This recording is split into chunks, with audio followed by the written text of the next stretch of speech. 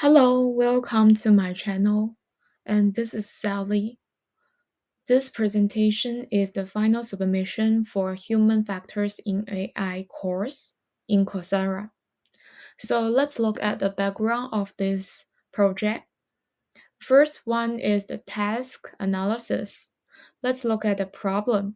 The problem is, as a financial regulator, there are many market manipulation cases to submit to regulator every day.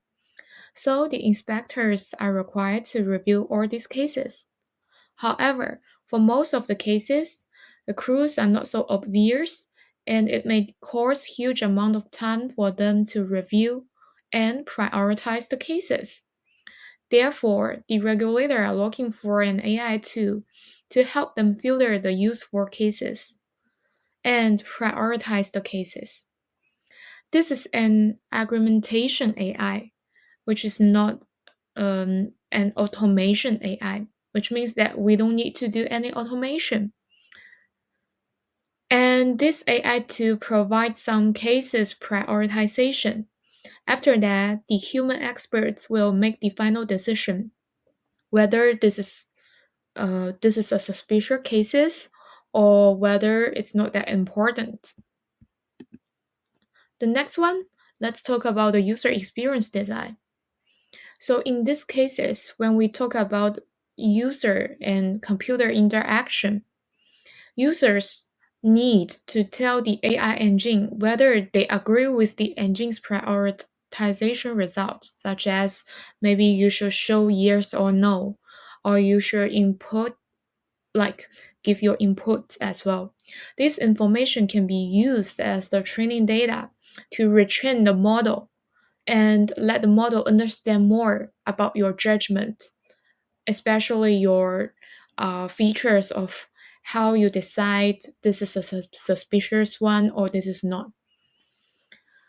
Okay, the transportation of the model, let's talk about this. The model was designed very simply by linear regression with 26 features. And when we communicate the uncertainties of these models, the biggest uncertainty lies in features. Features comes from section sentence, which means comes from the law. If the condition change within the time, the key features would be changed as well. So this is very rely on the law how to judge these cases is like a suspicious cases. So they have the features. If the feature change, then the model should be changed. Next one, we talk about the privacy considerations. In this specific case, the government own all this data, and the additional data comes from the government-owned exchange. For example, the data can come from the counter's daily operation. Um, therefore, therefore, the part of data are owned by government operation and the another part are collected by the government as the restriction information from the financial institutions or individual investors.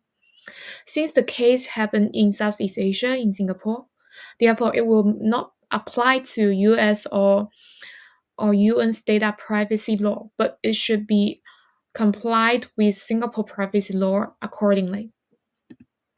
Finally, we talk about ethical considerations.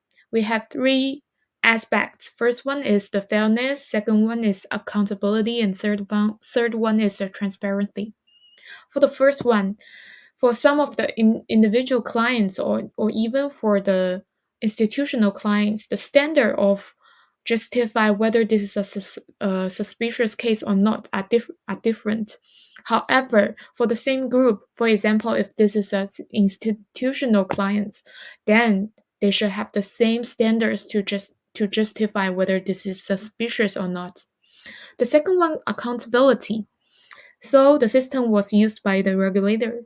The law should be distinguished if the case is a market manipulation or not. So this accountability was explained by the Singapore law. Final one is the transparency. This is a very simple linear regression model, which were defined by the features picked by the users, which is regulator. So this is quite straightforward. It's very easy to explain. Just use yes or no. Um, very very straightforward conditions, or even um, when you use the case, it's not so hard to describe how the model works. Okay, so this is my presentation, and thanks for your listening.